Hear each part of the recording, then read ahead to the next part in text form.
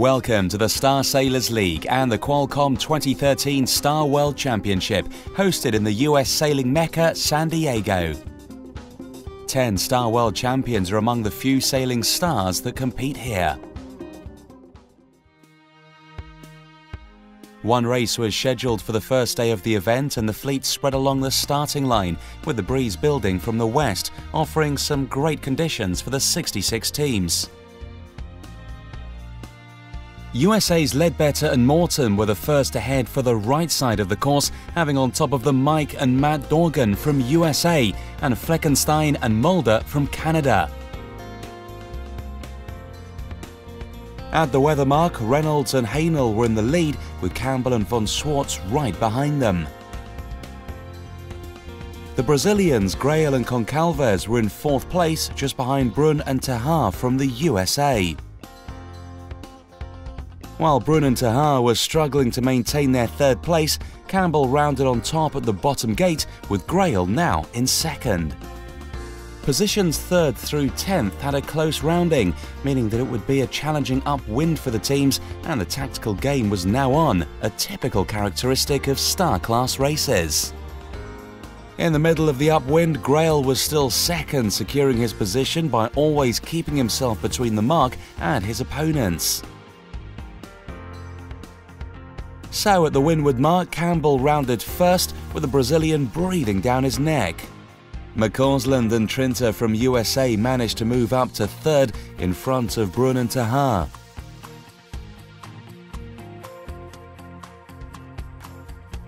A few meters behind, the French Rohat and Pulfer were battling it out with USA's Ledbetter and Morton.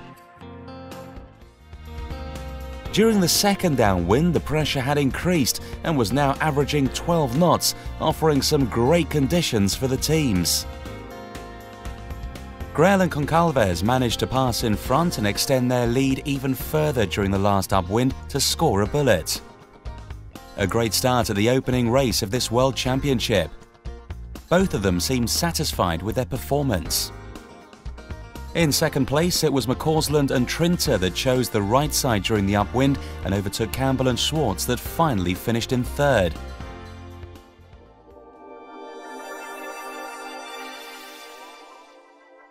In the 2nd day of the event, the foggy weather delayed the start, but finally within less than an hour, everything was ready to go.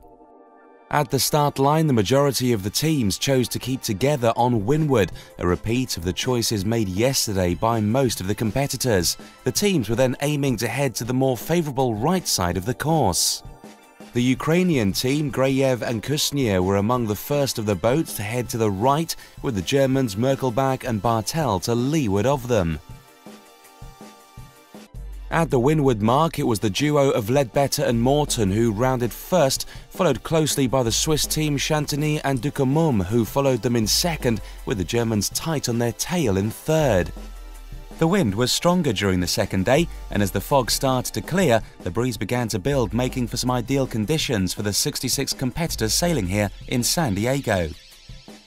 Conditions aside, the boats being sailed at the Qualcomm Star Worlds are guaranteed to provide some close racing action, being the world's premier one-design racing keel boat. Having led the race thus far, it was Ledbetter and Morton who approached the bottom mark in the lead, seeming confident as they rounded the right side first, with the right-hand side being favoured once again. It seemed that Ledbetter had his tactics worked out, as he made a habit of keeping closer to the left as he approached the windward mark, gaining precious meters over his opponents as he stayed close to the left ley line. Chantony must have had some strong tactics in play, as he also managed to maintain his current position in 2nd place. The Americans Diaz and Baltins were now in 3rd, having managed to overtake the Germans. Before the last upwind, Diaz made his move, rounding the opposite mark at the bottom gate, keeping an eye on the Swiss team as the Americans chased them for 2nd place. However, he was unable to get ahead and instead tacked over the Germans Merkelbach and Bartel, unable to benefit from the left side. Ledbetter and Morton sailed without distractions throughout the race, extending their lead even further and as a result scoring the day's bullet. A win in this race rocketed the team from 9th to 2nd place in a spectacular leap up the leaderboard. The day started foggy, and so the race committee waited because we couldn't see the weather mark. But when we finally got started, it was a nice hiking breeze, and we got off the line clear and went to the right. The trickiest part of the race was after we rounded the first mark first, and the fog closed in. You couldn't see the leeward mark, so it was, you didn't know where we were headed. But we held them off there, and then we stayed ahead on the way to the finish. At the third day of the Qualcomm 2013 Star World Championship, the light conditions delayed the proceedings, but finally the 66-strong fleet had a clear start, with USA sailing legend Reynolds and his crew Haenel starting well in the middle of the line. But their choice of side was questionable as they struggled to reach the right side quick enough, where the wind pressure was strongest, benefiting the teams that had opted for that side to begin with. In the end, it was a different US team that capitalized on the wind pressure, with USA's Donald and Elterman taking the lead and rounding the windward mark first. At the leeward gate, it was yesterday's winners, Ledbetter and Morton, who rounded in 3rd place. They made a bold move and opted for the opposite mark from the rest of the fleet as they took the left side.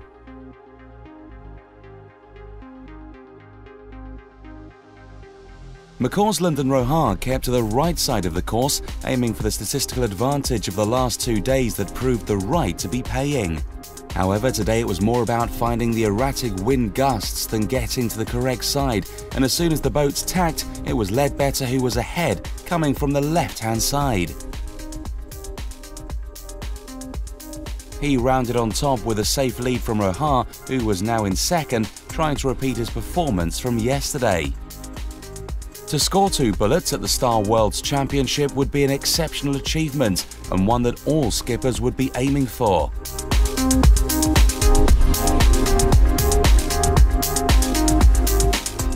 Top sailors like Reynolds and Grail did not manage to perform as well as yesterday thanks to today's tricky weather and found themselves at the back of the fleet.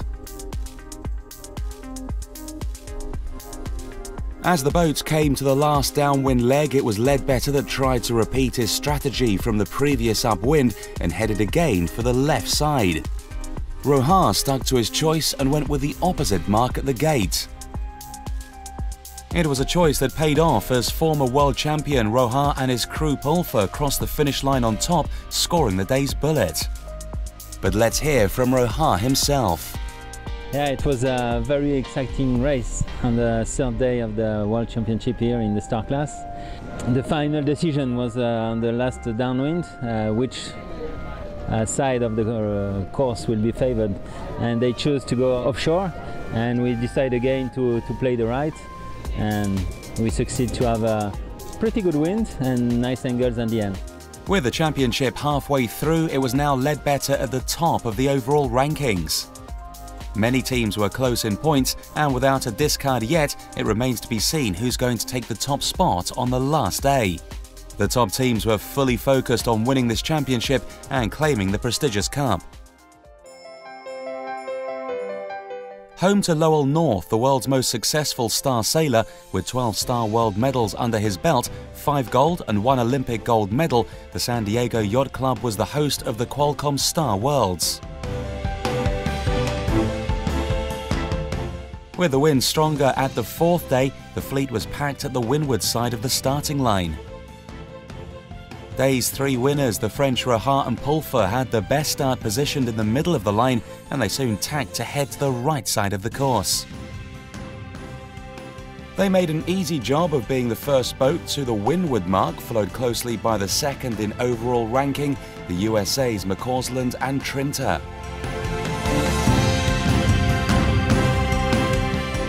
Three times Olympic medalist Mark Reynolds and his crew Haenel were currently in 6th place, trying to recover from the disastrous race they had the previous day, whilst the series leaders Ledbetter and Morton were even further behind.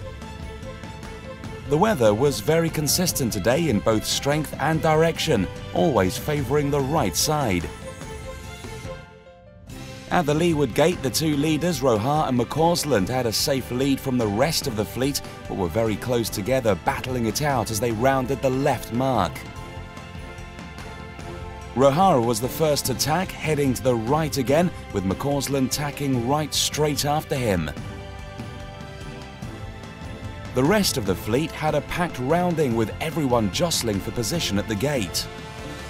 Rohara and McCausland were very close yet again during the second upwind, with McCausland trying to slip in front from the leeward side, but Rohara wasn't going to give up this race easily and was guarding his position. The difference between the two boats was very small, and anything was possible with 2 more legs remaining as they rounded the windward mark for the last time.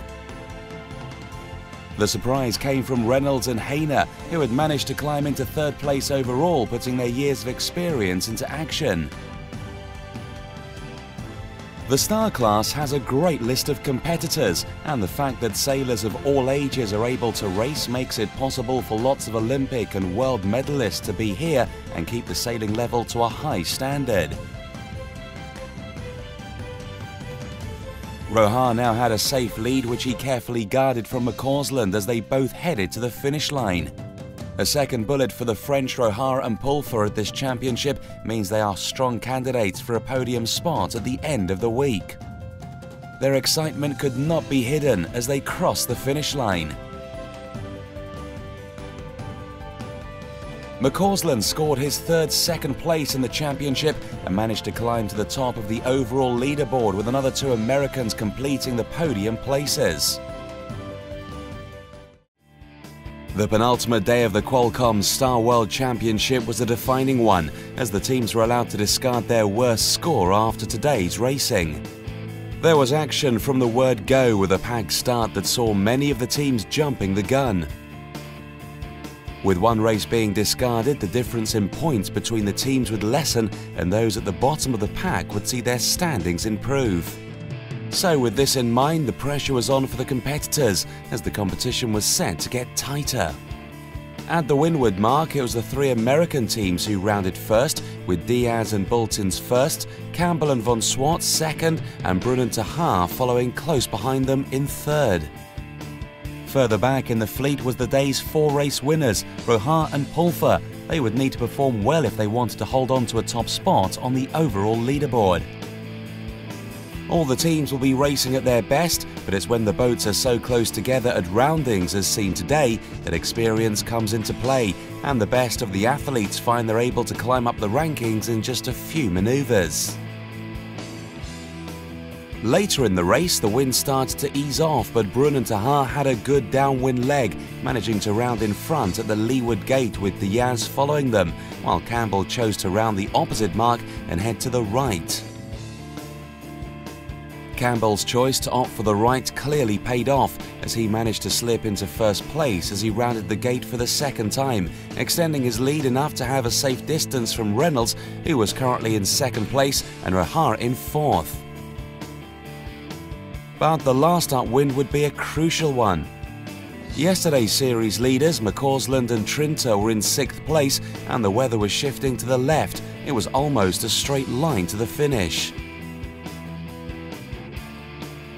But McCausland worked his magic and sailed lower and faster than the rest of the fleet, managing to reach the right side of the racecourse first.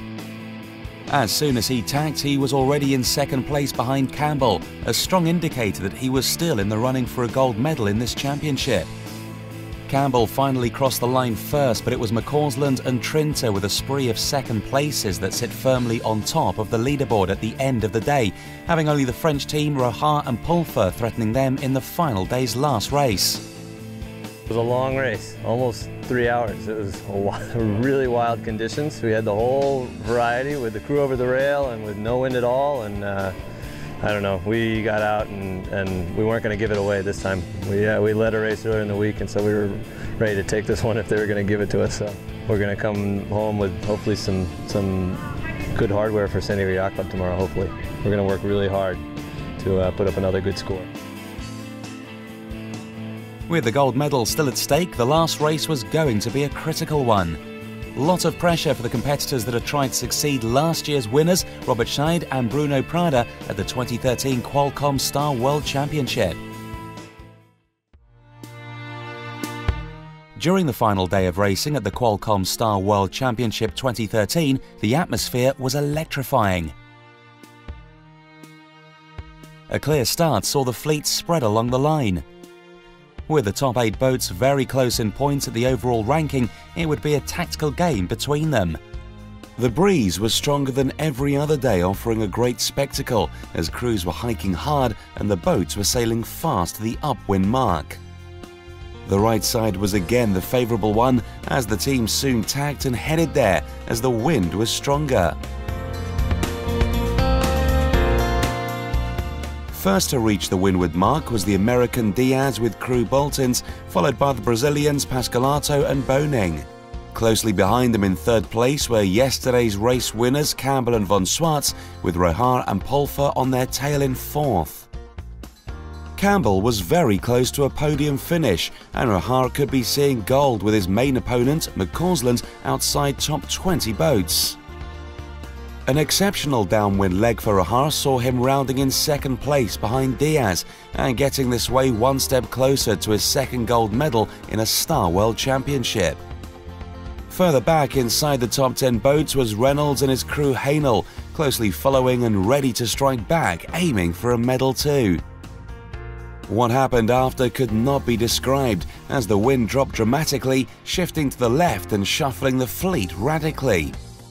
Big winner out of this situation was Campbell, that was now in first place, having his main adversaries at the back of the fleet, among them Rohar and McCausland. Although McCausland could not lose first place from anyone but Rohar, all the other spots at the podium were wide open for the rest of the top teams to claim. So Campbell grabbed that opportunity and sailed the last upwind conservatively to score his second bullet in the championship and claim second place overall. An overwhelming result for the team that could not hide their excitement as they crossed the finish line. The remaining place at the podium went to Reynolds and Haenel. They once again proved that experience is important in a class like the Star. But let's hear more from the 2013 world champion McCausland. First Worlds I sailed was 1981 with my father, and so I think that's 32 years ago, and I try, and this was the goal for me my whole life, to be able to do this, and I feel very satisfied, very relieved that it's over. It'll all sink in, I'm sure, but I'm thrilled. I mean, I couldn't ask for any more. My crew, Phil Trinner, could not have done it without him. He's second to none. An all-American podium at the end with the French Rohar and Pulfer following in fourth, all of them very close in points, showing how high the level was at this World Championship. The awards ceremony that followed soon after the races brought the winners in front of a warm audience, receiving their trophies and celebrating their world titles as the 2013 Qualcomm Star Worlds came to an end in San Diego. Thanks for watching.